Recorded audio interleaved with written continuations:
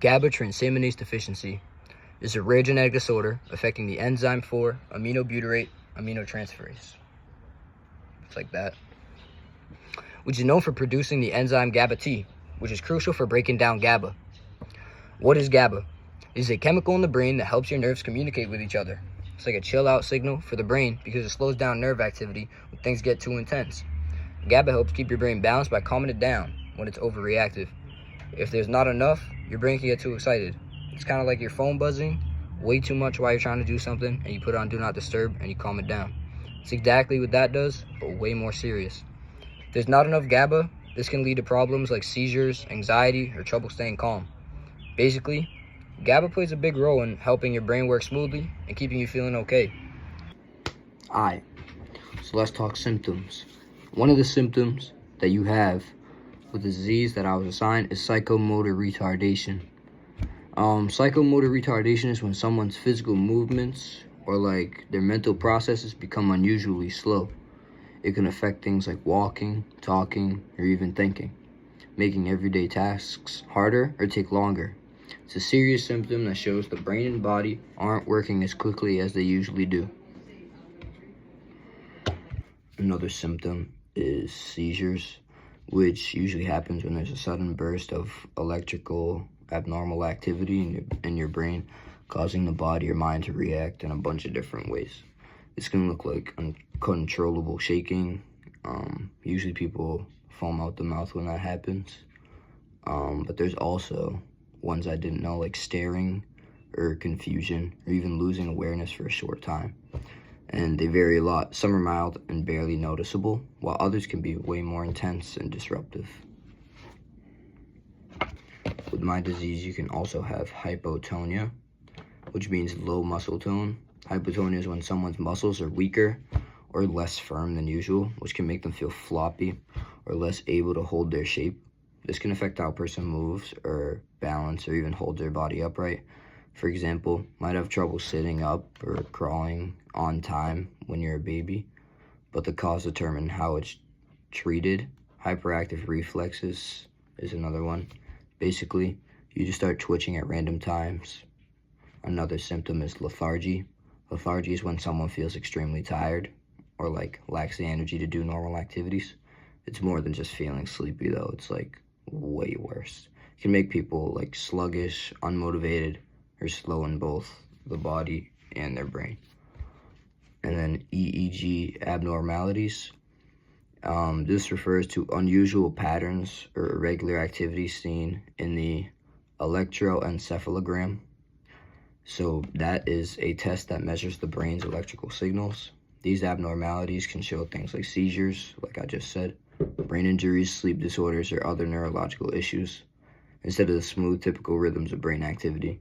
You might see sharp waves or spikes or other unusual features on the EEG. Doctors use these results to help diagnose and understand what's going on in the brain.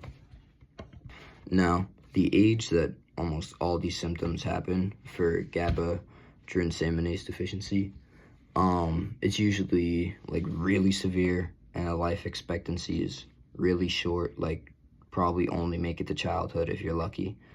And it's only found in like infancy or at the start of life and like, I don't know, newborn babies. Sadly, since this condition is so like severe, currently there's no cure, but like usually doctors, they have treatments that are just focusing on one symptom at a time or what they can treat. So the seizures, they'll give seizure medication and stuff like that. In the case of inheritance, it has to be carried, a copy of the mutated gene by both parents, which is called autosomal recessive.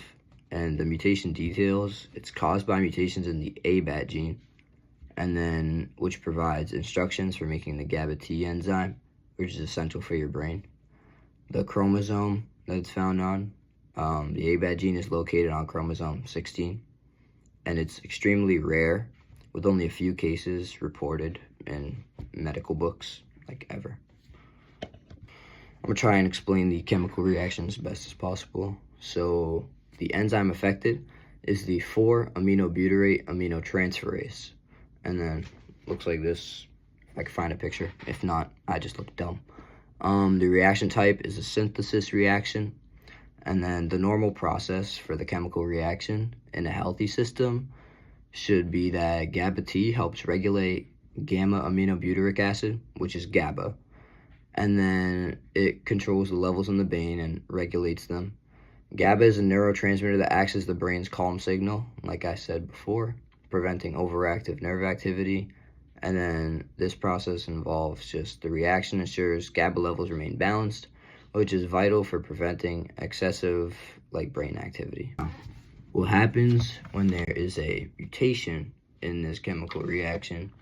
How it's supposed to work is like a typical chain of events. The enzyme lowers the activation energy needed for the reaction, making it happen quickly and efficiently. But what's happening now with the mutated gene is in individuals with GABA transaminase deficiency, the enzyme acts like a factory worker that's either absent or not functioning. Without this worker, the factory line stalls and GABA piles up. The biomolecules that are in my assignment, the GABA is a neurotransmitter, which is protein-related molecule. Enzymes, GABA T acts as a catalyst, lowering activation energy for the reaction. And then catabolic versus anabolic. The reaction is catabolic as it breaks down GABA. DNA mutations. The ABAT gene mutation disrupts protein synthesis, leading to enzyme deficiency. And then when I'm diagnosing baby Matthew, all these symptoms like hypotonia and EEG abnormalities, he would have to take a test with the electroencephalogram to show if he has EEG abnormalities, and lethargy and all the other symptoms don't really match up besides seizures, which, I mean, does match up, but honestly, everything else doesn't explain why baby Matthew has smelly diapers or stiff limbs. I mean, maybe hypotonia or the firm muscles and the weak muscles, that could probably connect to baby Matthew, but besides that, I do not think my disease is what baby Matthew has.